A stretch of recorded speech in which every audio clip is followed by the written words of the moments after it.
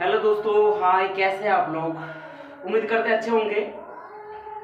आज से हम शुरुआत किया। आप हमारे हाथ में एक बहुत अच्छी चीज़ देखते होंगे। ये मटेरियल अपने हाथ से लिखे अभी बहुत सारे किताबों का समराइजेशन इसमें किया हूँ और ये आप लोगों के लिए मटेरियल बनाया हूँ। ये आपका केमिस्ट्री का है। ऐसे आपको सभी सब्जेक्ट का मटेरियल बना करके और मटेरियल को बढ़िया से आपको बोर्ड पे लिख करके समझाएंगे। दूसरी पॉइंट, सिर्फ केमिस्ट्री ही नहीं बल्कि फिजिक्स, बायोलॉजी अर्थात साइंस के तीनों पार्ट, साथ ही साथ मैथ्स के कुल मिलाकर के 15 जो चैप्टर है, 15 चैप्टर का नाम आप लोग को याद होगा। वास्तविक संख्या से लेकर के प्रायिकता तक समझ जाइए। यानी दूसरी चैप्टर जब आएंगे तो आप पॉलिनोमियल यानी बहुपद के बारे में पढ़ना पड़ेगा।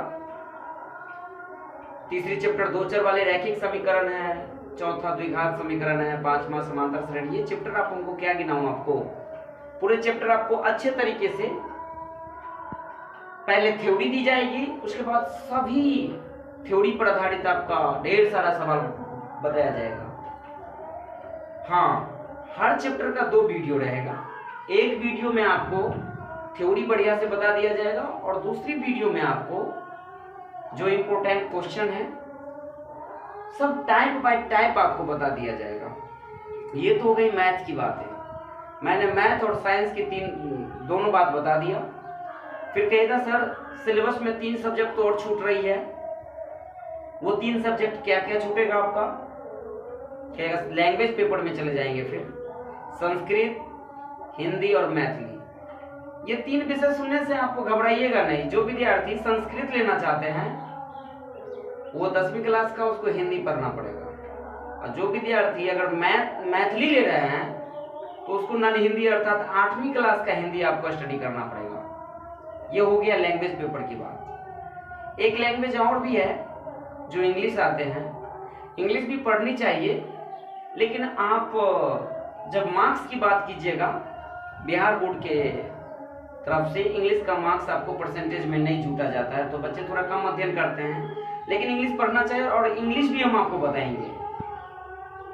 ये लैंग्वेज पेपर की बात हो गई। तो कुल मिलाकर के हम 400 नंबर का 500 नंबर का बात आप लोग के बीच किया हूं अभी इंग्लिश लगा के। और एक सब्जेक्ट आपका छूट रहा है जिसका नाम है SST अर्थात सोशल साइंस। और सोशल साइंस में 4 विषय होता है। वो चारों विषय वो अच्छे तरीका से आपको बता दिया जाएगा। बहरहाल आज हम फर्स्ट टाइम आपके बीच आए हैं बात करने के लिए कि कैसे स्टडी करें, किस तरीके से सभी सिलेबस को फास्ट में खत्म करें। प्रयास रखे। देखिए, आप कहीं ट्यूशन पढ़ते होंगे, कहीं जाकर के आप या स्कूल में स्टडी करते होंगे, बहुत सारा पॉइंट बनता है। लेकिन आजकल क्या डिजिटल युग आ गया है। तो डिजिटल युग में ये होता है कि आप जितना जल्दी आप सिलेबस कवर कर लेते हैं उतना डीप में अध्ययन करने का आपका समय बचता है लास्ट में। तो फर्स्ट टाइम क्या कीजिए, आप कम से कम अगस्त से सितंबर तक सभी सब्जेक्ट खत्म कर लीजिए। और मेरा टारगेट रहेगा, मैं 25 तारीख से आपके बीच सिलेबस का शुरुआत कर देंगे। आज तो फर्स्ट टाइम आपके बीच बात करने आया हूँ। 25 तारीख से कंटिन्यू वीडियो आपके पास जाएगा। हमारे चैनल का नाम SK यादव सर की क्लासेस है। खैर, ये चैनल सब्सक्राइब और लाइक ये तो कॉमन चीज़ है, ये आप लोग कीजिए नहीं कीजिए तो सामान्य बात है। मेरा काम है, मेरा उद्देश्य है कि आपको हर सब्जेक्ट का हर टू द पॉइंट आपके दिमाग में सेट करना। हाँ, ये भी कह रहे हैं अगर हमारे पढ़ाने की तरीका से अगर आप संतुष्ट नहीं है तो कोई महीने पीर बाबा हो गए हैं। यूट्यूब पर ढेर सारे टीचर हैं, आप उनसे भी सहयोग लेकर के सीखिएगा। लेकिन मेरा भी प्रयास रहेगा कि अच्छे तरीके से समझाने का। और एक पॉइंट कमेंट जरूर कीजिएगा कि आखिर हम कहाँ पे आपको अच्छे तरीके से समझा नहीं पाए, क्योंकि ये ऑनलाइन क्लास में हमारे सामने बच्चे बैठे नहीं हैं, तो उनकी क्या प्रॉब्लम है ये हम नहीं समझ सकते हैं अभी। धीरे धीरे हम तो शुरुआत किए हैं, अभी धीरे धीरे आपके बीच बताते जाएंगे। कमेंट आप लोग करते जाइएगा, उस कमेंट को हम पढ़ेंगे। हाँ, यहाँ पे ये लग रहा है हमारे बच्चे को कुछ प्रॉब्लम हुई है, तो फिर उसको क्रिएट करके अच्छे से बढ़िया से आपको उसको बता दिया जाएगा। फिर से एक बार दोहरा दूं, सिलेबस में हमने क्या क्या बताया। मैथ्स की 15 चैप्टर पढ़ना है, फिजिक्स में 5 चैप्टर पढ़ना है, केमिस्ट्री में 5 चैप्टर पढ़ना है, बायोलॉजी में 5 चैप्टर पढ़ना है। उसके बाद एसएसटी की 4 विषय है, इतिहास, भूगोल, इकोनॉमिक्स और आपका सिविक्स कहिए अर्थात नागरिक शास्त्र कहिए। ये 4 विषय आपको, उसी में ज्योग्राफी में ही थोड़ी सी आपदा प्रबंधन से रिलेटेड बात को आपको पढ़ना पड़ेगा। तो वहाँ पे हम 5 सब्जेक्ट मान लेते हैं, आपदा प्रबंधन वाले पार्ट को ले लेते हैं। तो उसके बाद संस्कृत में आपको 2 संस्कृत पढ़ना पड़ेगा, 2 हिंदी पढ़नी पड़ेगी। सर ये 2 संस्कृत 2 हिंदी क्या है? संस्कृत की एक पार्ट कहानी वाले होते हैं, एक पार्ट कविता वाले होते हैं। उसी प्रकार हिंदी में एक पार्ट कहानी और एक पार्ट कविता। फिर भी हिंदी के बावजूद, कहानी कविता के बावजूद भी एक वर्णिका वाला पार्ट अध्ययन करना पड़ता है, तो उनको भी आपको बता दिया जाएगा अच्छे तरीके से। फिर आप इंग्लिश में पूरे ग्रामर का टॉपिक पढ़ाएंगे, tense, voice, narration, degree, transformation of sentence में जो रिमूव टू सब आता है वो सारे चीज सब आपको अच्छे तरीके से बता दी जाएगी, एक्शन ऑफ टेंस से लेकर के नॉन एक्शन ऑफ टेंस तक। और उसके बाद इंग्लिश की जो चैप्टर है कुल मिलाकर के, उन सारे चैप्टर के राइटर का नाम, किस टाइप का क्वेश्चन आपके एग्जाम में पूछता है वो क्वेश्चन आपको हम अच्छे तरीके से बताने का काम करेंगे। साथ ही साथ विशेष बल हमारा मैथ पर रहेगा। और एक एडवाइस हमारे तरफ से रहेगा आप लोगों के लिए, पहले आप एनसीईआरटी को फॉलो कीजिएगा। एनसीईआरटी के साथ साथ आप 2 किताब और साथ में लेके चलिएगा। एक किताब आपका आलोक प्रकाशन का एक मैथ आता है वो भी देख लीजिएगा, और एक आपका केसी सिन्हा का आता है जो मोटा किताब आता है जो स्टूडेंट प्रकाशन निकालता है, तो उनसे भी आप देख लीजिएगा। और 15 चैप्टर सबसे पहले हम खत्म करेंगे, वो 15 हमारे जुबान से बार बार निकल रहे, इसका मतलब समझ रहे हैं आप लोग। पहला चैप्टर वास्तविक संख्या से शुरुआत करेंगे।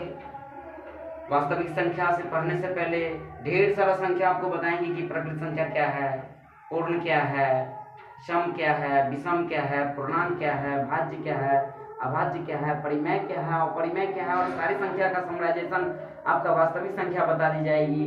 संख्या को स्टडी कराने के बाद आपको भाज्य बराबर भाज्य गुणे भागफल प्लस शेषफल पर आधारित जो यूक्लिड साहब का थ्योरम है, वो थ्योरम पर आधारित आपका एचसीएफ ही ज्ञात होता है यूक्लिड साहब के थ्योरम पर। लेकिन फिर 2 संख्या का जो a गुणे b बराबर एचसीएफ गुणे एलसीएम, इस पर आधारित जो 4 सूत्र निकलेगा, उस पर 4 टाइप का सवाल आपको बता दिया जाएगा।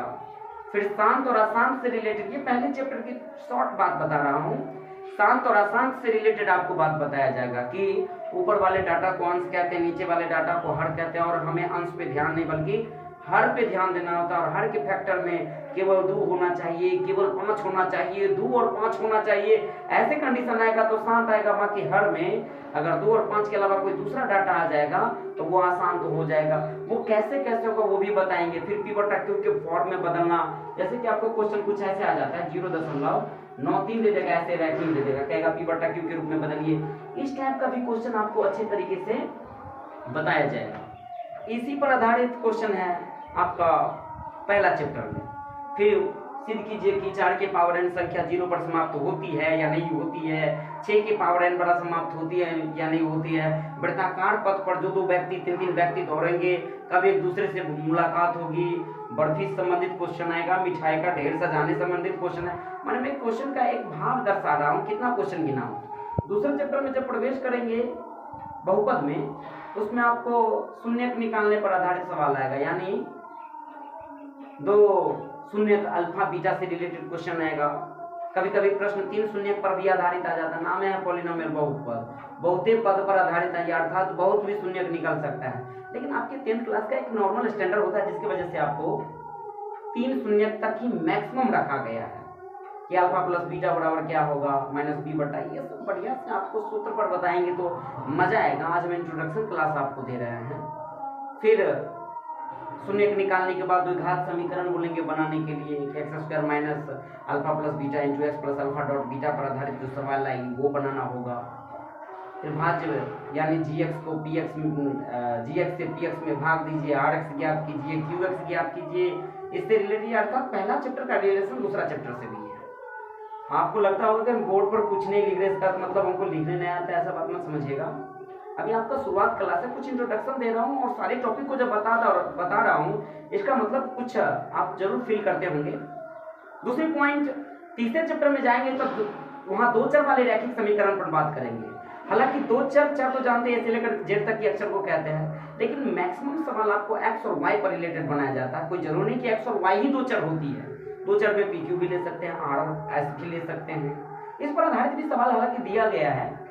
दो चर वाले रैखिक समीकरण में हमको ये ज्ञात बोलेगा सवाल में कि ये चीज बताइए कि कौन कितना हल है, संगत है कि असंगत है। यानी मान लीजिए कि a1x प्लस b1y बराबर c1 लिख देंगे, a2x प्लस b2y बराबर c2 लिख देंगे। तो यहाँ से जांच करना पड़ेगा इसका कितना क्या हल है। क्या क्या जांच करना पड़ेगा? सबसे पहले क्वेश्चन आपसे पूछेगा इसका हल क्या है। हल तीन प्रकार का निकलता है, एक हल निकलता है, अनेक हल निकलता है और कोई हल नहीं निकलता है। ये तीन को आंसर होगा। उसकी क्या क्या कंडीशन होगी जब हम चैप्टर पढ़ाएंगे तो वहां आपको बढ़िया से बताएंगे। फिर आपसे पूछेगा संगत है कि असंगत। स्वाभाविक है, जिसका हल निकलता है वो संगत है। इंट्रोडक्शन क्लास में बहुत सारी ऑब्जेक्टिव आपको माइंड में आ जाएगा, थोड़ा सुनिएगा तो अच्छा लगेगा। जिसका हल निकलता है उसका संगत हो, जिसका हल नहीं निकलता वो असंगत होता है। फिर आपसे ग्राफ पूछेंगे, इसकी ग्राफ क्या होगी। तो इसकी तीन ग्राफ होती है, एक प्रतिच्छेदी होती है, एक समांतर होती है, एक संपाती होती है। किसका प्रतिच्छेदी होगा, किसका समांतर होगा, किसका संपाती होगा, वो हम चेक करेंगे a1 बटा a2 और b1 बटा b2 और c1 बटा c2 निकाल करके, तब आपको पता चल जाएगा। मैंने तीन ऑब्जेक्टिव बताया, क्या क्या बताया, हल क्या होगा, संगत होगा, असंगत होगा, या इसका ग्राफ क्या होगी। और लास्ट टॉपिक इसमें चौथी ऑब्जेक्टिव आती है कि आश्रित होता है कि विरोधी होता है कि अविरोधी, और किस पार्ट में आश्रित होगी, किस पार्ट में विरोधी होगी और किस पार्ट में अविरोधी होगी, वो भी बात की जानकारी आपको बढ़िया से दे दिया जाएगा। फिर भी सवाल बनाने के बाद आपको चार विधि पर आधारित आपका एक्स और वाई का वैल्यू ज्ञात करना होता है। चार विधि में क्या क्या विधि हो सकता है? ग्राफ विधि पर आधारित सवाल आपको सिखाया जाएगा, फिर आपको विलोपन विधि पर आधारित सवाल सिखाई जाएगी, फिर आपको प्रतिस्थापन विधि पर सवाल सिखाई जाएगी, और लास्ट टॉपिक आपका ब्रज गुणन विधि पर आधारित सवाल बताया जाएगा। ध्यान रखिएगा कि चारों विधि पर एक्स और वाई का वैल्यू क्या होता है, बराबर होता है। ये टॉपिक आपको सिखाया जाएगा बढ़िया से। फिर यही चार टॉपिक है, उस पर इस चैप्टर में संख्या पर आधारित 4-5 को सवाल आपको टाइप बाय टाइप बताएंगे। संख्या मतलब जैसे कि कहेंगे दो अंकों का संख्या है, इकाई का अंक x, दहाई का अंक y, फिर अंक के पलट देने से घटना ये घट जाए, तो वो जब सवाल बताएंगे तो आपको अच्छे से समझ में आएगा। ये संख्या पर आधारित मैंने बताया। एक सवाल आपको भिन्न पर आधारित इसी चैप्टर में सवाल देखने को मिलेगा। भिन्न क्या होता है? माना कि अंश x है, हर y है, अंश में इतना जोड़ देते हैं तो भिन्न इतना हो जाता है, हर में इतना घटा देते तो इतना हो जाता है। इस पर आधारित सवाल आपको देखने मिलेगा। मैंने दो टाइप बताया। तीसरा टाइप क्या आपसे आ सकता है? तीसरा टाइप आपसे पूछ सकता है नाव और धारा पर आधारित, यानी तो चाल वेग पर कहिए, ट्रेन इतना से चला, मानव इतना से चला, या इतने किलोमीटर की दूरी ए से तय करने में इतना समय लग जाता है, बी से तय करने में इतना समय लग जाता है, तो चाल ज्ञात कीजिए। सीधा समझिए, चाल, दूरी और समय, ये तीनों में से दो को दे देगा, वो चुरा लेगा। इस पर आधारित आपको सवाल बताई जाएगी। चौथा टॉपिक आपसे क्या पूछेगा? उम्र पर आधारित सवाल। माता का उम्र इतना है, पुत्र की उम्र इतना है, और माता की उम्र में 10 वर्ष बाद इतना हो जाता है, पुत्री का उम्र 10 वर्ष बाद इतना हो जाता है, पहले के इतना था, फिर पुत्री का उम्र पहले इतना था। यानी समझ जाइए कि उम्र पर आधारित आपका 4-5 प्रश्न बताएंगे, उसमें भी आप का क्लियर हो जाएगा। उसके बाद 5 किलो सेब खरीदता है, 3 किलो अंगूर खरीदता है, इतना रुपया हो जाता है। फिर 2 किलो सेब खरीदता है, 1 किलो अंगूर खरीदता है, इतना रुपया हो जाता है। समझ जाइए कि मैंने दो वस्तु बताया, सेब और अंगूर। हो सकता है आपका पेन और कॉपी पर आधारित सवाल आ जाए। तो यही टॉपिक पर आधारित आपका तीसरा चैप्टर में सवाल रहेगा। फिर चौथे चैप्टर में जब जाइएगा तो नाम में है द्विघात समीकरण। हालांकि आप लोग जानते होंगे द्विघात समीकरण का व्यापक रूप x² + bx + c = 0 होता है। जब ये द्विघात समीकरण है तो इसका कितना मूल देगा? 2 मूल देगा। लेकिन ये 2 मूल जो देगा, इसकी 3 विधि से हम इसका गुणनखंड कर सकते हैं। क्या क्या विधि होगा गुणनखंड करने का? एक तो साधारण गुणनखंड विधि है। क्या होगा? साधारण गुणनखंड विधि। एक हो जाएगा आपका पूर्ण वर्ग विधि। पूर्ण वर्ग विधि लिखने में टाइम पास होता है, इसलिए थोड़ा फास्ट में समझिएगा। ये पहला टॉपिक बताया, दूसरा टॉपिक बताया, तीसरा टॉपिक आपको क्या सिखाया जाएगा? श्रीधराचार्य। श्रीधराचार्य फॉर्मूला पर आधारित, या तो इसको हम द्विघात सूत्र भी कहते हैं। द्विघात सूत्र पर आधारित सवाल। तो इन तीनों टॉपिक पर जिस प्रकार से हम तीसरा चैप्टर में आपको ग्राफ, ब्रजगुणन, प्रतिस्थापन और विलोपन पर आधारित जो सवाल बताया था, बोले थे चारों विधि से एक के रंग उत्तर निकलेगा, उसी प्रकार चौथा चैप्टर में इस तीनों विधि से आपका एक ही जैसा उत्तर निकलेगा।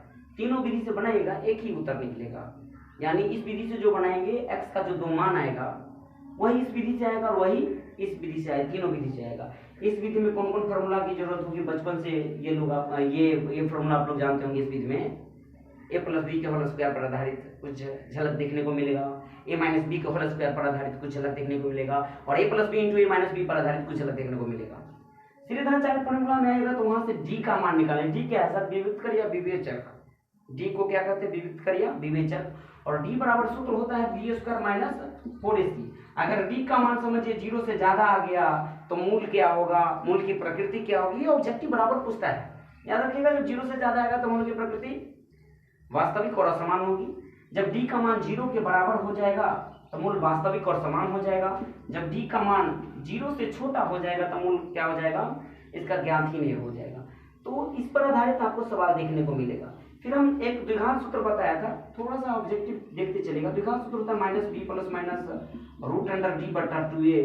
ये फॉर्मूला पर आधारित आपका ये सवाल बता। अभी आपको हम सवाल नहीं लगी, हम आपके सारे चैप्टर में थोड़ा सा हिला रहा हूँ, घुमा रहा हूँ। तो ये चौथा चैप्टर में आपको इस पर आधारित सवाल। फिर आयत की लंबाई इतना है, चौड़ाई इतना है, लंबाई में ये बढ़ा देते हैं, चौड़ाई में ये बढ़ा देते हैं, जो क्षेत्रफल में ये बढ़ जाता है। बहुत सारा सवाल आपका चौथा चैप्टर में देखने को मिलेगा, लेकिन बेसिक थोड़ी इतना ही रहेगा आपका चौथा चैप्टर में। फिर जब 5वें चैप्टर में जाइएगा तो उसका नाम है समांतर श्रेणी, और समांतर श्रेणी में पहला पद ज्ञात करना पड़ता है। फिर कॉमन डिफरेंस जिसको CD कहते हैं, अर्थात D निकालना पड़ेगा। देखिए यहाँ पर मैंने कैपिटल D दिया था। कैपिटल D चौथे चैप्टर में कैपिटल D को विविधकर या विवेचक कहते हैं, लेकिन 5वां चैप्टर में जो स्मॉल d देंगे वो सूचित करता है आपका कॉमन डिफरेंस, यानी सर्वांतर को सूचित करता है। और कॉमन डिफरेंस होता है T2 माइनस T1 कहिए, या T2 माइनस T1 नहीं लिखना चाहते हैं तो इसको हम लिख सकते हैं कि अंतिम पद से, यानी जो बाद वाले पद है उससे पहले वाले पद को घटा देंगे। अगर T7 में से T6 को भी घटा देंगे तो आपको D निकल जाएगा। खैर ये कॉमन डिफरेंस मैंने बताया। फिर Tn पर आधारित सवाल आएगा। अंतिम पद बराबर क्या होता है, a plus n minus 1 into D. इस फॉर्मूला में n क्या है, अंतिम पद है, a क्या है, पहला पद है, n का वैल्यू जितना नंबर ऑफ टर्म का ये पद, और ये हो गया सर्वांतर। यहीं पर फिर आपको Sn पर आधारित सवाल आएगा। Sn क्या होता है, Sn का मतलब होता है जितने टर्म है वो सभी पदों का योग, यानी n बटा 2 into 2a plus n minus 1 into D पर आधारित सवाल आपको बनाएंगे। इसी फॉर्मूला को शॉर्टकट में हम ऐसे भी लपेट सकते हैं, n बटा 2 into a plus n। Sir ji ऐसे कैसे हो गया, क्योंकि यही वाला फॉर्मूला जब यहाँ चिपका दीजिएगा तो ये वाला निकल जाएगा, क्योंकि L का मतलब होता है, L कहिए या Tn कहिए, दोनों का क्या है, बराबर है। तो L की जगह Tn का वैल्यू पुट कीजिएगा तो ये आ जाएगा। आपको बढ़िया से सिद्ध करेंगे, भी टाइम नहीं है, थोड़ा बाद में आपको अच्छी तरीके से बताएंगे। ये था आपका 5वां चैप्टर। 5वां चैप्टर में थोड़ी सी बातें और कि कितने संख्या है जो 3 अंकों से कटेगी, 3 अंकों की ऐसी कितनी संख्या है जो 7 से विभाज्य, इस पर आधारित सवाल आपको देखने को मिलेगा। जब चैप्टर में जाएंगे तो बहुत आनंद से आपको पढ़ाएंगे। फिर आपको छठे चैप्टर का नाम है त्रिभुज। त्रिभुज में खासकर छठा चैप्टर विद्यार्थी सब पूरा नहीं पढ़ता है, क्योंकि कारण है थोड़ा हार्ड चैप्टर सबको लगता है, लेकिन अब जब आपको बड़े से बताएंगे ना, थोड़ा सा भी हार्ड नहीं लगेगा, बड़ी इजी लगेगा। उसमें 1-2 सवाल आपको पूछेगा, सिद्ध कीजिए थेल्स का थ्योरम। 10वां में प्रसिद्ध है, समझिए ना, कोई बच्चे जन्म लेता है वो मूल अनुमान देता है ना कि इसको मुंडन होगा, कर्म गार्जियन करते ही हैं। उसी तरीके से 10वां क्लास का बिहार बोर्ड के लिए एक समझिए बाल गोपाल है थेल्स थ्योरम। या तो थेल्स थ्योरम पूछता है या उसका उल्टा यानी प्रमेय पूछता है। नहीं थेल्स पूछेगा तो त्रिभुज की समरूपता पूछ देती है, सिद्ध कीजिए कि ये त्रिभुज समरूप है। अगर समरूप नहीं पूछ दिया तो ये पूछ देगा कि अगर कोनो समकोण त्रिभुज है तो बड़ी भुजा का वर्ग शेष 2 छोटी भुजा के वर्ग के योग के बराबर होता है, अर्थात इसको हम पाइथागोरस थ्योरम भी कहते हैं, जो 6.8 में आपको देखने को मिलेगा। थ्योरम नंबर, एक किताब का ऐसे ही बोल दिया, टॉपिक याद है इसलिए। तो कुल मिलाकर मैंने छठा चैप्टर में थोड़ा सा झलक दिया, इतना ही बात पढ़ना है, मोटा मोटी इतना ही बात। थेल्स का विरोध, समरूपता को सिद्ध कर देंगे, और लास्ट में हम पाइथागोरस प्रमेय को, और इस पर आधारित जो आपका न्यूमेरिकल बोल रहे हैं, जो मैथ्स का क्वेश्चन आएगा त्रिभुज इसी थ्योरम पर आधारित, उस क्वेश्चन को आपको डील कर दिया जाएगा। फिर आगे आकर के हम 7वां चैप्टर में आएंगे, तो 7वां चैप्टर का नाम है कोऑर्डिनेट ज्योमेट्री। अंग्रेजी में नहीं समझते हैं, कोऑर्डिनेट ज्योमेट्री का मतलब होता है निर्देशांक ज्योमेट्री, और निर्देशांक ज्यामिति में आपको मूल में दूरी सूत्र का प्रयोग करके दूरी ज्ञात करना होता है। जब जैसे कि ए पॉइंट ए है, बी है, यहाँ x1 y1 मानेंगे, यहाँ x2 y2 मानेंगे। ये दूरी कहाँ से आता है? जब ग्राफ ड्राइंग कीजिएगा ना, तो ग्राफ ड्राइंग से आपका ए और बी का वैल्यू ज्ञात होता है, क्योंकि इसको x एक्सिस कहते हैं, x डैश कहते हैं, y कहते हैं, y डैश कहते हैं। यहाँ पे प्लस प्लस होता है, क्यों? क्योंकि इसकी इधर का वैल्यू जब ग्राफ पढ़वाएंगे तो प्लस होता है, इधर का वैल्यू क्या होता है? x डैश का मतलब माइनस समझ लीजिएगा, इधर का प्लस इधर का माइनस, तो इधरों प्लस, इसीलिए यहाँ का निर्देशांक प्लस प्लस हो जाएगा। यहाँ क्या होगा? क्योंकि एबीसीडी में पहले x आता है तो x का ही साइन लिया जाता है, और यहाँ पे x का साइन माइनस लेंगे और ऊपर वाला साइन क्या ले लेंगे? प्लस ले लेंगे।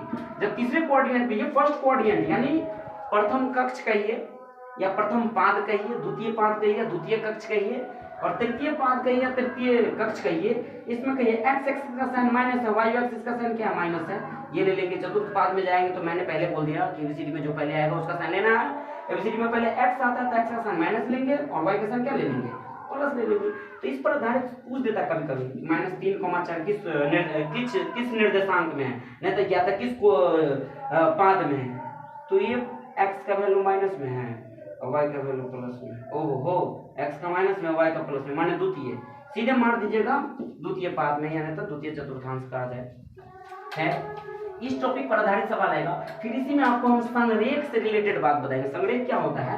जैसे एक त्रिभुज पाट देंगे, ध्रुव को भुजा का जोड़ तीसरा भुजा के बराबर आ जाएगा तो ये संरेख हो जाएगा। और याद रखिएगा, संरेख त्रिभुज का जब क्षेत्रफल निकालेंगे तो क्या होता है? 0। संरेख त्रिभुज के क्षेत्रफल का फॉर्मूला आपको बताएंगे, 1/2 इंटू x कोष्ठ में, फिर आपका a1 माइनस b1 और आधारित देकर के बराबर में क्या कर देंगे? 0, क्योंकि संरेख त्रिभुज का क्षेत्रफल क्या होता है? 0। संरेख त्रिभुज का आपका क्षेत्रफल बढ़िया से हाँ, हर त्रिभुज का क्षेत्रफल 0 नहीं होता। जो त्रिभुज आपको संरेख सिद्ध होगा उसी का क्षेत्रफल 0 लेकर के बनाना पड़ेगा। बाकी बात ऐसे नॉर्मल दे देगा कि कोई त्रिभुज है ए का वैल्यू कुछ डाटा दे देगा, बी का वैल्यू कुछ दे देगा, सी का वैल्यू दे देगा, और इसको कहेगा निकालने के लिए ये संरेख अगर नहीं रहेगा तो वहां पे हम फॉर्मूला अप्लाई करके क्या करेंगे? इसको बना देंगे। फिर यहीं पर आपको त्रिभुज के बारे में जानकारी देना पड़ेगा। त्रिभुज में क्या क्या जानकारी देना पड़ेगा? समकोण त्रिभुज क्या है, तो इसमें भी सिद्ध करना पड़ता है। समकोण त्रिभुज में त्रिभुज पार लेंगे, दूरी फॉर्मूला से ये निकालेंगे, ये निकालेंगे, ये निकालेंगे, और इन दोनों का वर्ग अगर इसके योग के बराबर हो गया तो कह देंगे कि दिया गया त्रिभुज का निर्देशांक क्या है? समकोण त्रिभुज का निर्देशांक है। फिर ये आपसे पूछ देगा, कैसे कोई त्रिभुज दे देगा, ए का निर्देशांक दे देगा, बी का निर्देशांक दे देगा, सी का निर्देशांक, तीनों का निर्देशांक दे देगा। अगर ये भुजा, ये भुजा, ये भुजा तीनों बराबर आ जाएगा तो कह देंगे समबाहु त्रिभुज है। फिर यहीं पर आपको मान लीजिए कि कोई त्रिभुज ऐसे बना देंगे, ये भुजा और ये भुजा दोनों बराबर आ गया, तीसरा भुजा बराबर नहीं आएगा, तो इसे ऐसे त्रिभुज को हम कह देंगे कि ये समद्विबाहु त्रिभुज है। क्या है? समद्विबाहु त्रिभुज। फोन आ रहा है थोड़ा सा, 1 मिनट। हेलो, बंद है बुआ? हाँ,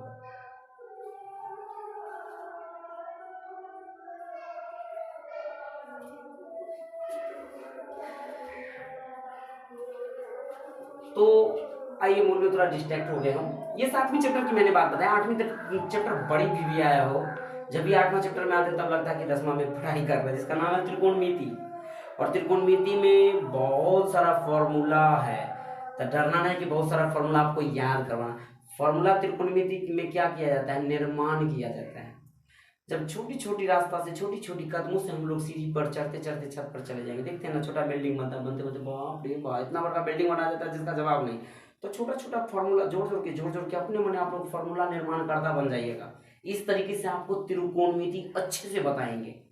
बहुत इजी होता है त्रिकोणमिति, बस बेसिक थोड़ा सा ठीक तो करना ही पड़ेगा। अगर बेसिक नहीं ठीक कीजिएगा तो आपको त्रिकोणमिति नहीं समझ में आएगा, ये बात ध्यान रखिएगा। इसके लिए आपको मेरा छोटा छोटा जो वीडियो सब बनता जाएगा उसमें थोड़ा सा रेगुलर बना के रखिएगा, तब होगा। हाँ, ये भी बात मैं बार बार कह रहा हूँ, कोई जरूरी नहीं है कि आप हमारे चैनल पे ही आकर के सिर्फ ये कि जब आपको समझ में आएगा तब पढ़िएगा, बाकी समझ में नहीं आएगा तो प्लीज़ आप दूसरे से स्टडी कीजिएगा।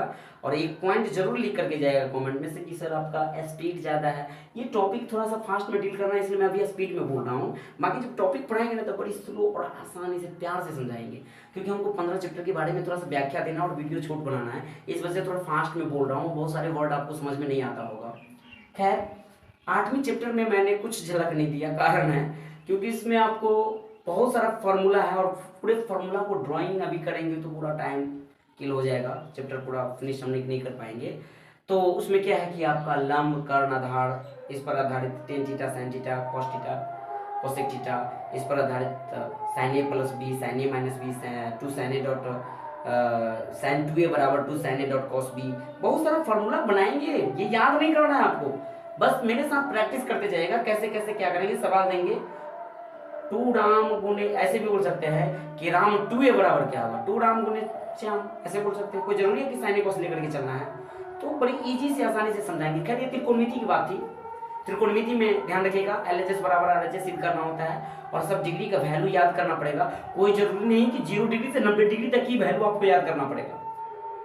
और ये 90 डिग्री तक का वैल्यू याद नहीं करना होता है, ये ज्ञात करना पड़ता है, सवाल में बनाना पड़ता है। आप 1080 का डिग्री का वैल्यू ज्ञात करना सिखा देंगे आपको, 2500 डिग्री, साइन 2500 डिग्री का वैल्यू कितना वो सिखा देंगे आपको। बड़ी आसान है, बस थोड़ा सा रेगुलर मेंटेन करके रखिएगा तो आप अच्छे से समझ जाएगा। ये मैंने त्रिकोणमिति की चर्चा किया। बस जस्ट अगला चैप्टर पढ़ेंगे जिसका नाम है 9वां चैप्टर, और 9वां चैप्टर का नाम है हाइट एंड डिस्टेंस, अर्थात ऊंचाई और दूरी पर आधारित सवाल। जब त्रिकोणमिति अच्छे से समझ में आ जाएगा तो मैं गारंटी दे रहा हूं कि आप पक्का हाइट एंड डिस्टेंस समझ जाइएगा। लेकिन जब त्रिकोणमिति ये समझ में नहीं आएगा तो हाइट एंड डिस्टेंस समझने में थोड़ा सा प्रॉब्लम होगी। इसीलिए देख रहे हैं ना, बिहार बोर्ड अपने सिलेबस को अच्छे तरीके से बनाया। पहले त्रिकोणमिति दिया है, फिर हाइट एंड डिस्टेंस दिया है चैप्टर। कुछ चैप्टर का समराइजेशन देता है, इसके पीछे कुछ राज होती है। तो उसमें एरोप्लेन कभी ऊपर उड़ेगा, कभी पानी में उड़ेगा, कभी छाया, पोल, बहुत सारा क्वेश्चन आपको देखने को मिलेगा। ये था आपका 9वां चैप्टर की कहानी हाइट एंड डिस्टेंस से। इससे भी 5 नंबर का क्वेश्चन आता है, 1-2 ऑब्जेक्टिव भी पूछ लेता है। फिर 11वां चैप्टर 10वां चैप्टर में आएगा तो विड्थ, चैप्टर का नाम क्या है, सर्किल। जिस प्रकार से मैंने छठा चैप्टर में सिद्ध करे कि त्रिभुज के बारे में बताया ना, थेल्स है, थेल्स का विलोम है, समरूपता सिद्ध करने के लिए, समकोण त्रिभुज के सिद्ध करने के लिए कि कर्ण का वर्ग शेष को भुजा के वर्ग के बराबर होता है, उसी प्रकार वृत्त में सिद्ध करना पड़ेगा कि सिद्ध कीजिए कि वृत्त स्पर्श रेखा है, इस पर लंब होती है। वृत्त में जो जो सिद्ध करने पर आधारित आपका क्वेश्चन रहेगा उसको अच्छे से डील करके आपको बता देंगे 10वां चैप्टर में। तो वृत्त से रिलेटेड ये क्षेत्रमिति देखिए, वृत्त में 2 तरीके की बात है, एक क्षेत्रमिति मेंसुरेशन पर आधारित भी सवाल आता है और एक थ्योरम पर आधारित अर्थात सिद्ध करने वाला। तो अपना 10th क्लास में वृत्त जो चैप्टर है 10वां, ये सिद्ध करने वाला है। इसमें 2 पाई आर या पाई आर स्क्वायर वाला फॉर्मूला से हम विशेष रूप से उस पर आधारित सवाल आपको नहीं बताएंगे। सिद्ध करें कि वृत्त की स्पर्श रेखा जाती है और वो केंद्र से क्या होता है उस पर लंब होती है। ये सब आपको क्वेश्चन आपको बढ़िया से बताया जाएगा, क्योंकि मैं अभी चैप्टर के पूरे डीप में और डील में नहीं बता रहा हूँ, ध्यान रखिएगा। अभी हम छिछला रहे हैं थोड़ा सा। ये था आपका 10वां चैप्टर की कहानी। 11वां चैप्टर क्या है, 11वां चैप्टर का नाम है कंस्ट्रक्शन, जिसको रचना कहते हैं। और ये मनता ही समझ जाइए, हम पहले बोल दें कि बिहार बोर्ड का स्पेशल 2-3 चैप्टर है जिसमें मनता रखता है, और 11वां चैप्टर उसका बड़ा माना हुआ चैप्टर है जो पक्का 5 नंबर का कंस्ट्रक्शन पूछता है, अर्थात रचना पूछता है।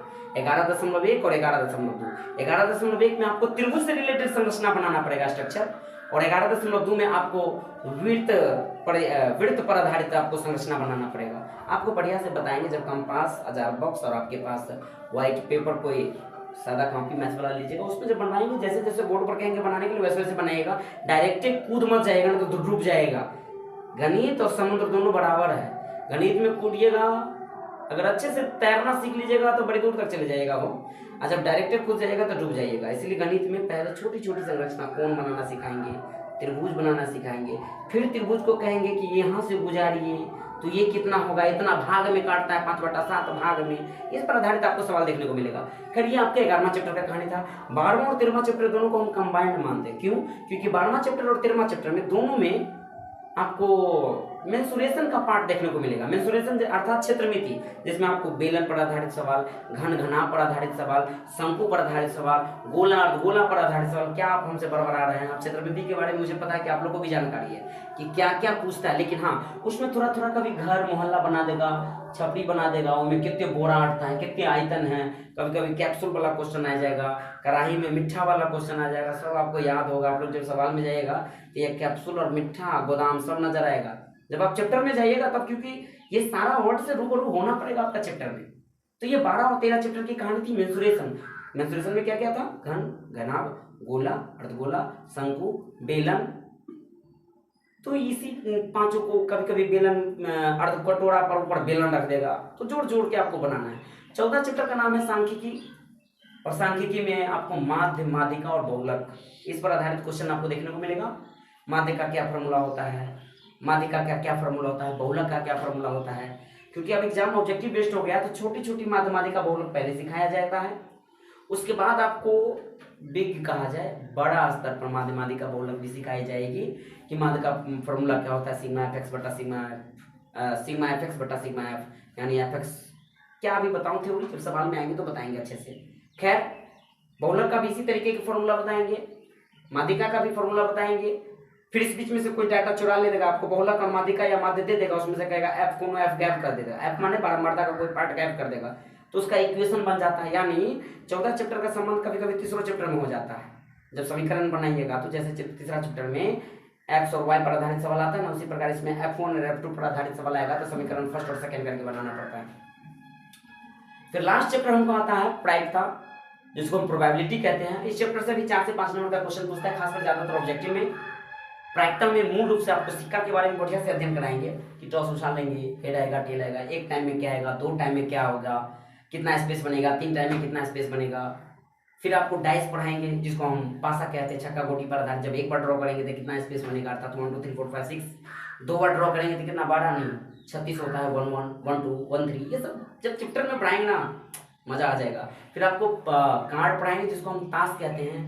ताश में लालपान के बारे में, बेगम के ईंट के बारे में, चिड़ी के बारे में और हुकुम के बारे में बताएंगे। हुकुम किसको कहते हैं, सियाह को, पान के पत्ता को, लालपान तो जानते ही है। इस सब को बढ़िया से बेसिक बात बताएंगे, कितना पत्ती है, लाल पत्ती कितना है, काला पत्ती कितना है, फोटो वाला कितना है, बिना फोटो वाला कितना है, अंक वाला कितना है, एका कितना है, लड़की का कितना है, बहुत सारा बात बताएंगे। ये था आपका पहला चैप्टर से लेकर के 15 चैप्टर तक मैथ का इंट्रोडक्शन। बहरहाल हम मैथ का पहला चैप्टर जस्ट आपको 25 तारीख को अपलोड कर देंगे आपके यूट्यूब पर। फर्स्ट चैप्टर वास्तविक संख्या, और बढ़िया से हम पहले उसको शुरू से बेसिक बात बताएंगे। हम आपका थंबनेल आपको लगभग आज ही नाइट में लगा देते हैं, ताकि आप लोग देखिएगा कि थंबनेल में क्या है। मेन वास्तविक संख्या से रिलेटेड आपको बात पहला चैप्टर पढ़ाएंगे। आपको लगा होगा कि सर जी 10 से 12 मिनट बात बताए हैं, इतने देर में गणित समाप्त कर दिया। जी बहुत सारा बात हम बहुत कम देरों में ही समाप्त किया हूँ अभी, लेकिन इतना ही देर में समाप्त नहीं होता, थोड़ा टाइम लगता है। हर चैप्टर में 2 वीडियो तो जरूर बनेगा, एक वीडियो थ्योरम और थोड़ा सा एग्जाम्पल का झलक लेते हुए चलेंगे, और दूसरे वीडियो में जो इम्पोर्टेंट फैक्टर है, एनसीईआरटी क्या गलती की है, क्वेश्चन का गलती नहीं कहा जाए उसको, क्वेश्चन कभी उम्र वाला यहाँ दे दिया है, कभी यहाँ दे दिया है। मैं ऐसा करूंगा कि आपके सारे उम्र वाला सवाल को एक जगह रख देंगे, और सब विषय पर कौन कौन विषय किसको बनाना है वो भी बता देंगे। अगर संख्या पर आधारित सवाल है तो एक ही जगह रहना चाहिए, चाल और वेग पर आधारित सवाल है तो एक ही जगह रखना चाहिए। इस तरीके से आपको हम बताएंगे। और मेरे वीडियो अभी जो बनाया हूँ वो फास्ट बनाया, क्या बनाया, टोन में क्या प्रॉब्लम है, वीडियो क्वालिटी में क्या प्रॉब्लम है, या आवाज़ जैसे ही स्पीकर अभी फटल है, स्वाभाविक है सुबह से लेकर के शाम तक लोग बिजी रहते हैं, अभी खेती गृहस्थी का समय है, सब्जी करना पड़ता है, गांव घर का हूँ तो देखिएगा अपने स्तर से। बाकी इच्छा हो तो एक बार सब्सक्राइब ही कर दीजिएगा, लेकिन अभी नहीं, जब तक हमारा काम आपको पसंद ना आए तब तक ऐसा काम मत कीजिएगा। मैं कोई लोभ और प्रलोभ की दृष्टि से यूट्यूब पर नहीं आया हूँ, बस मेरा इच्छा है कि थोड़ा सा अपना जो हमारे गांव और हमारे जो छात्र हैं जो जानते हैं हमको, वो सब थोड़ा अच्छे से समझ जाए। बाकी जिनको समझ में आया जाए वो भी मेरे छात्र हैं, और जिनको नहीं समझ में आए वो भी मेरे छात्र हैं, ऐसी बात नहीं है। हाँ, लेकिन उनसे वो मेरे लिए गुरु होगा कि जो हमारी गलती को हर पॉइंट पर बताएंगे कि आपने यहाँ पे ये गलती किया है, थोड़ा इसको इम्प्रूव कर लीजिए, तो आई होप उसको कर लेंगे। तब तक के लिए धन्यवाद, ऑल द बेस्ट।